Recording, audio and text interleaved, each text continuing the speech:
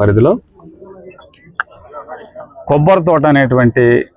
పేరున్నటువంటి అంటే సర్కారు తోట మెయిన్ రోడ్డుకి కొబ్బరి తోటకి మధ్యలో ఉన్నటువంటి ప్రాంతంలో శ్రీపతి వెంకటాచలం అనేటువంటి ఆయన గోల్డ్ కవరింగ్ పని చేసుకుంటూ తను జీవించటమే కాకుండా తన కింద 10 మంది ఆర్థికంగా బలహీనమైనటువంటి కుటుంబాలకి జీవనోపాధి కల్పిస్తూ తన రక్తాన్ని చెమటగా మార్చుతూ తను జీవిస్తూ ఎన్నో గడిచిన ఒక రెండు దశాబ్దాలుగా రక్తాన్ని చెమటగా మార్చి చుక్క చుక్కని రూపాయి కింద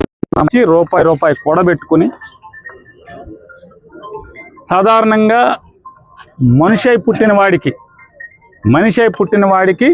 చచ్చేలోపు ఒక్కరోజన్నా సొంత ఇంట్లో బతికి చచ్చిపోవాలనేటువంటి ఆకాంక్ష ఉంటుంది. ఒక్కరోజన్నా సొంత ఇంట్లో పచ్చడేసుకన్నా తిని చచ్చిపోదామని చెప్పాను. మనుషులు కొంటమేంటి, నోరు లేని పక్షులకు కూడా గూడు కట్టుకునేటువంటి కాంక్ష ఉంటుంది. ఇట్లాంటి వీళ్ళు చెమటోడ్చి సంపాదించినటువంటి రూపాయి కూడబెట్టుకున్న దాంతో 290 గజాల స్థలాన్ని ప్రైవేట్ ఆస్తిని కొనుక్కుని ప్లాన్కు అప్లై చేసి వెళ్తే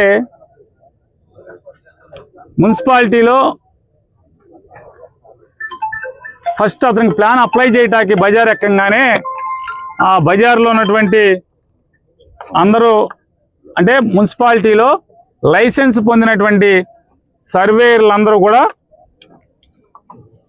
బాబు ఆ వార్డు అయితే మచిలీపట్నం మున్సిపల్ కార్పొరేషన్లో ఉన్నటువంటి ఆ వార్డు అయితే కనుక మేము ఎవరం ప్లాన్ పెట్టాం. మాకు ప్లాన్ పెట్టాలంటే అక్కడున్న తెలుగుదేశం పార్టీ ఇన్ఛార్జితో ఫోన్ అన్నా చేయించాలి, లేకపోతే చిన్న కాగితం మొక్కన్నా రాసుకొస్తే తప్పితే మేము ప్లాన్ పెట్టామని చెప్పారని వెంకటచలం గారు చెప్తున్నారు. సరే,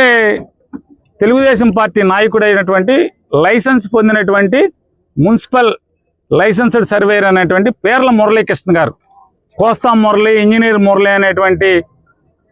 నిక్ నేమ్లో ఉన్నటువంటి ఆయన, నేను గవర్నమెంట్లో ఉన్నాలే నేను అప్లై చేస్తాలే రా అని చెప్పని ఆయన అప్లై చేశాడంట ప్లాన్కి. అప్లై చేసిన తర్వాత ఇంతవరకు ఆయన ఫస్ట్ వెంటనే చెప్పింది ఏంటంటే, అరే బాబు నేను చాలా సీనియర్ బిల్డింగ్ ప్లానర్నే కానీ నేను ఒక 35 ఏళ్ళ నుంచి బందర్లో ప్లాన్లు గీస్తున్నా కానీ నా వల్ల కూడా కాదు ఇది, నువ్వు అక్కడ ఉన్నటువంటి టీడీపీ ఇన్ఛార్జికి బేరం మాట్లాడుకుని మాత్రమే రామని చెప్పారంట. ఇతను ఒకటే, నా కష్టార్జితం నేను బేరం మాట్లాడుకోవటం ఏంటి,